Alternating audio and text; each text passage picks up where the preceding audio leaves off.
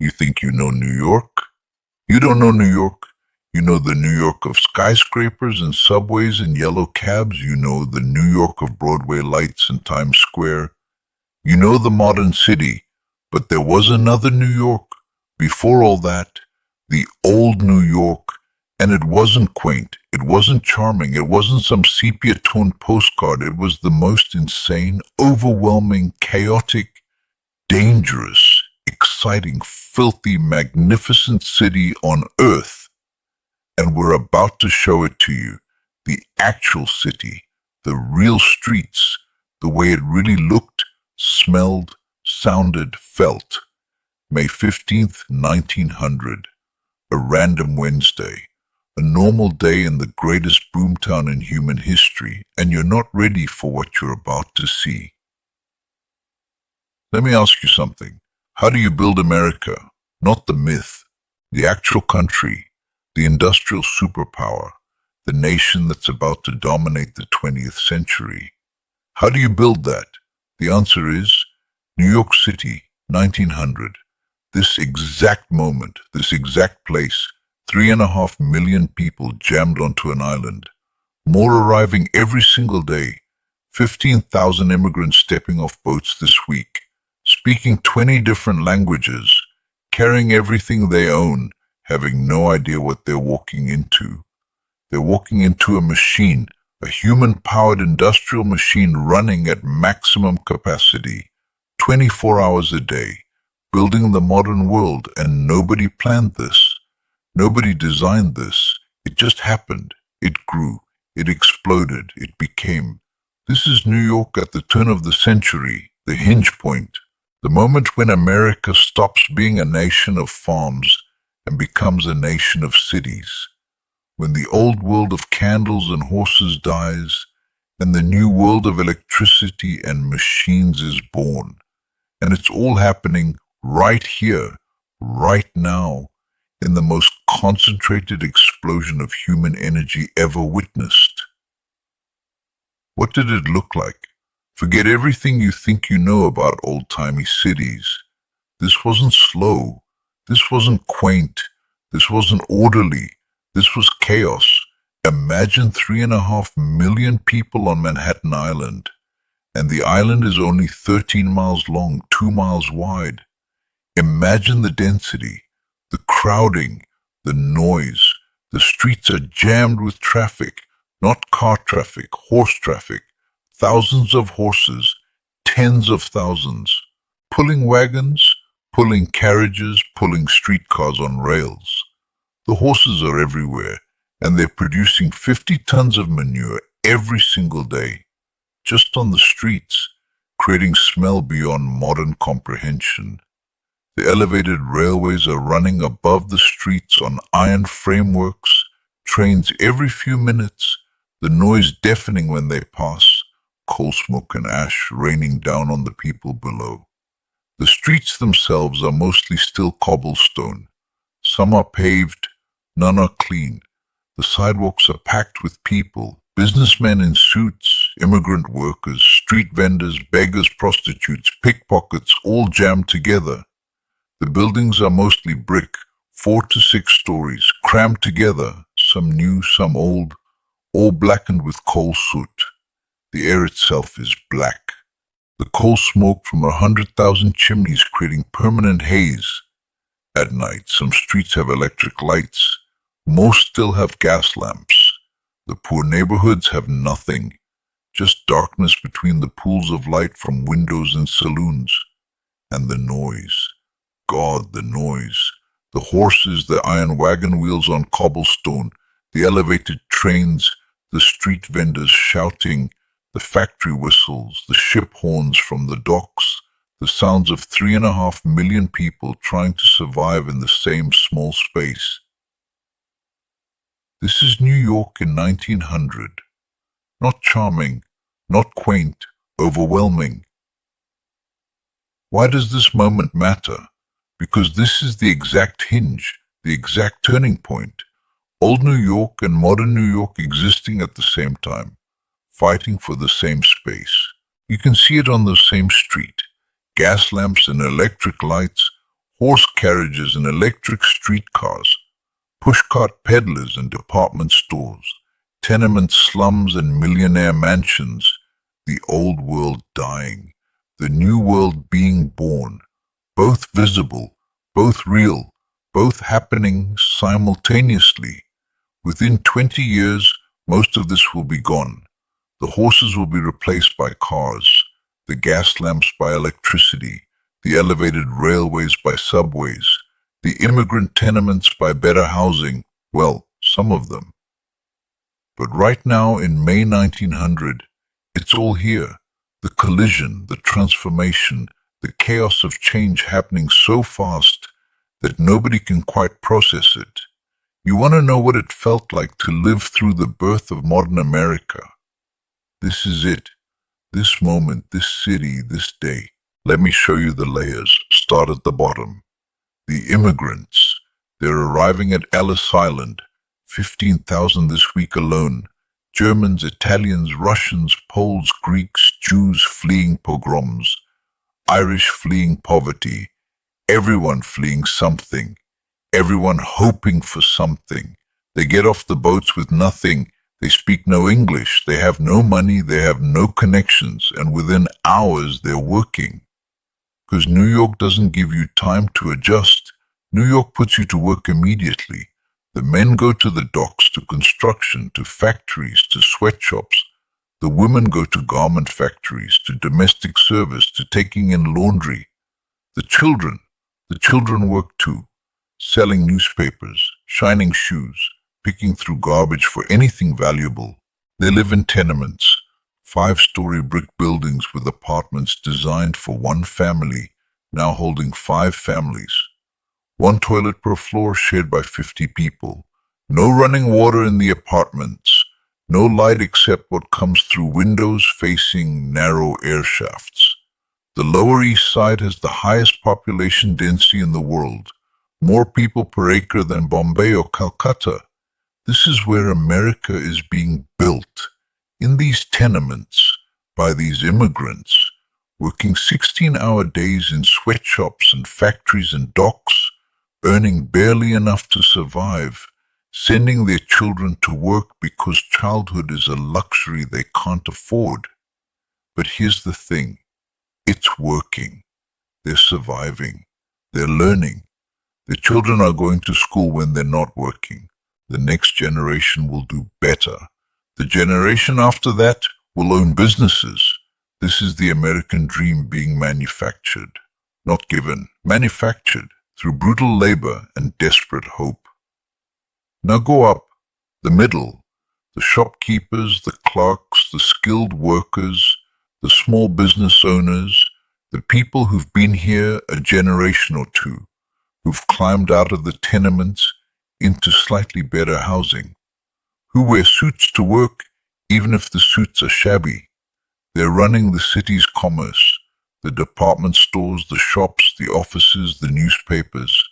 They're the foremen in the factories, the managers in the warehouses, the clerks in the banks. They live in boarding houses or small apartments in neighborhoods like Chelsea or Murray Hill. Not rich, not poor, respectable. They're terrified of falling back down into poverty, terrified that the new immigrants will take their jobs, terrified that they'll lose their tenuous grip on respectability. So they work constantly, proving their value, staying one step ahead of the poverty that's always breathing down their necks. This is the anxious middle, the people who've tasted success and are desperate not to lose it. Now go up higher, the top, the millionaires, the Vanderbilts, the Astors, the Morgans, the families that own the railways, the factories, the banks, the people who make more money in a day than their workers make in a year. They live on Fifth Avenue in mansions that cost millions. They summer in Newport. They winter in Palm Beach. They travel to Europe for entertainment. They're building monuments to themselves, elaborate houses, private libraries, art collections. They're throwing parties that cost more than most people earn in a lifetime. And they're completely insulated from the city they're living in. Their carriages take them from mansion to club to opera. They never walk on the streets. They never see the tenements. They never encounter the immigrants except as servants. This is the Gilded Age, the wealth gap so extreme it's almost medieval. The richest people in America living literally streets away from the poorest, but existing in completely different universes. What holds all this together? Nothing really. It shouldn't work. It's too chaotic, too crowded, too desperate. But it does work, somehow, through sheer momentum and mutual necessity. The rich need the workers need the jobs, the middle class needs both. And the city provides the framework, the infrastructure, the streets, the docks, the markets, the transportation, the police, corrupt but present, the fire department, brave but overwhelmed, the political machines, crooked but functional. Tammany Hall runs the politics through a system of patronage and corruption that would make modern politicians blush. But it works. It keeps the city functioning.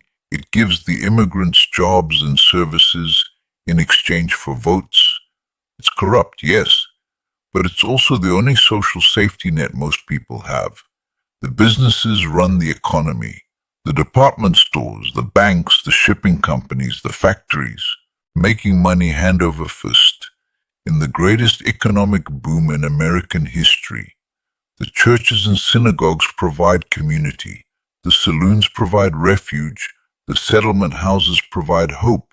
And somehow, out of this chaos, out of this desperate crowding and striving and suffering, America is being built. What's dying in May 1900?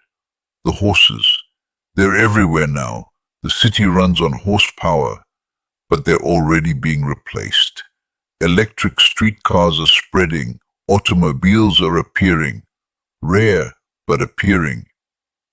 Within 20 years, the horses will be mostly gone. The gas lights. Electricity is spreading, building by building, street by street. The gas lamps that have lit New York for half a century are being replaced. The lamplighters are losing their jobs. The elevated railways. They're at their peak right now, but they're already being made obsolete by the subway being built underneath. The first subway line will open in 1904. The else will start coming down in the 1940s. The old neighborhoods, the wooden buildings, the old Dutch architecture, the remnants of pre-industrial New York, they're being demolished as fast as the city can tear them down, replaced by brick, by steel, by modernity. The old ways of doing business, the personal relationships, the handshake deals, the local shops, being replaced by corporations, by department stores, by impersonal modern commerce. This is the death of old New York, happening right now, visible on every street, the old world being bulldozed to make room for the new. What's being born? Modern America, right here, right now.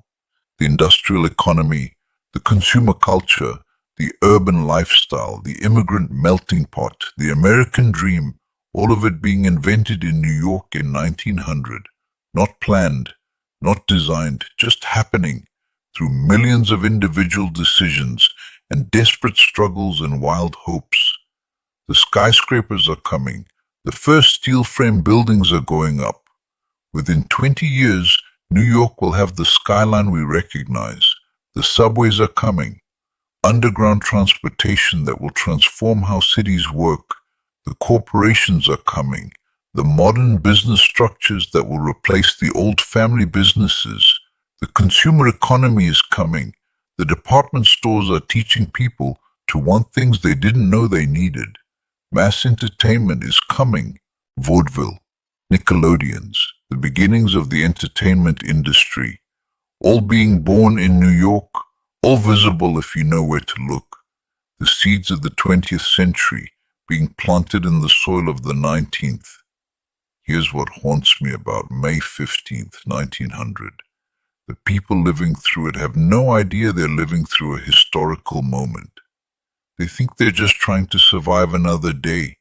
The immigrant stepping off the boat at Ellis Island doesn't know he's part of the largest migration in human history. He's just scared and hopeful. The worker in the sweatshop doesn't know she's building industrial America. She's just trying to earn enough to feed her family. The millionaire building a mansion doesn't know he's creating the last gasp of the Gilded Age before progressive reform changes everything. He's just enjoying his wealth. The policeman walking his beat doesn't know he's maintaining order in the most dynamic city in the world. He's just trying to finish his shift without getting stabbed. None of them know. None of them can see it. They're too close, too busy surviving. But we can see it. From here, from this distance, we can see the whole picture.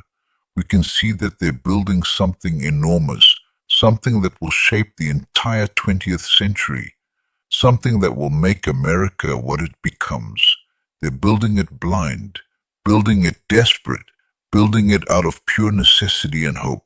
And it works. Somehow, impossibly, it works. Walk with me through one day.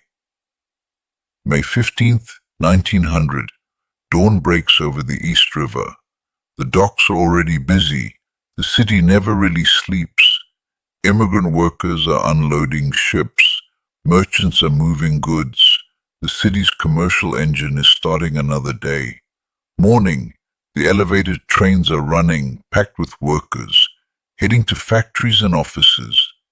The streets fill with horses, wagons, pedestrians. The pushcart peddlers set up on every corner. The sweatshops fire up their machines.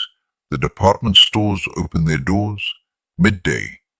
The factories are running at full capacity. The docks are chaos. The financial district is conducting the business that makes America rich. The slums are desperate. The mansions are serene. All of it happening simultaneously in the same small space. Afternoon. The schools let out and children flood the streets. The ones who get to go to school. The others have been working all day. The shopping districts are packed. The saloons are filling. The political machines are operating. Evening. The gas lamps are being lit on the streets that still have them. The electric lights are coming on in the buildings that have them. The theaters are opening. The restaurants are serving. The night shift is starting in the factories that never stop. Night. The elevated trains are still running but less frequently. The streets are less crowded but still dangerous. The saloons are full. The tenements are trying to sleep in the heat and noise. The rich are at the opera or dining in their mansions. One day, 24 hours, 3.5 million people living, working, suffering, hoping, building. This is old New York, the real city, the actual place where modern America was born. We know all this because they documented it obsessively. Jacob Riis photographed the tenements. His images of how the other half lives shocked the nation. The newspapers documented daily life in incredible detail. Every crime, every fire, every political scandal, every social event. The census takers counted everyone. The tax collectors tracked everything. The city kept records of births, deaths, marriages, property transfers, business licenses. The letters immigrants sent home described the shock and hope of arriving. The diaries of the rich described their insulated luxury. The police reports described the crime and chaos. The buildings themselves still stand, some of them. The tenements on the Lower East Side, the mansions, now museums, on Fifth Avenue, the bridges, Brooklyn Bridge 1883, the elevated railway pillars, the photographs. Oh God, the photographs. By 1900, photography was common enough that we have thousands of images, the streets, the people, the buildings, the daily life. Not staged, not posed, just documented. So we know. We know exactly what it looked like, what they wore, how they lived, what they built. We can reconstruct it. We can show you. May 15th, 1900. A random Wednesday in the greatest city on earth. Nothing special happened that day. No major events, no disasters, no celebrations. Just an ordinary day. Just the normal chaos of New York being New York. But that's what makes it perfect. Because the extraordinary thing about New York wasn't the special days. It was the ordinary days. The daily miracle of 3.5 million people making it work despite impossible odds. That's what we're showing you. Not the exception, the rule. Not the spectacular moments, the normal moments. The pushcart peddler selling vegetables. The sweatshop worker sewing garments. The dock worker unloading cargo. The millionaire stepping into his carriage. The immigrant child selling newspapers. The policeman walking his beat. All of it ordinary. All of it miraculous. This is how America was built. Not by great men and grand moments. By ordinary people doing ordinary things. By immigrants working brutal hours. By merchants taking risks. By workers building with their hands. By the daily grind of the greatest city ever created. Old New York. The horse-drawn carriages on cobblestone streets. The gas lamps and coal smoke. The elevated trains and brick buildings.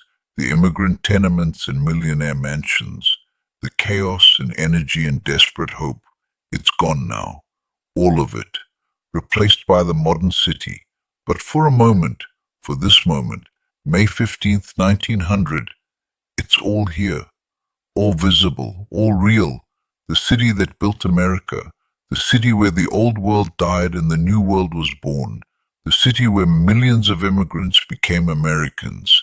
The city where industrial capitalism created modern consumer culture.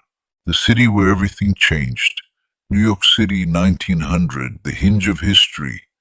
And you're about to see it, the real city, reconstructed, brought back to life. Welcome to old New York. Don't look away. You'll never see anything like this again.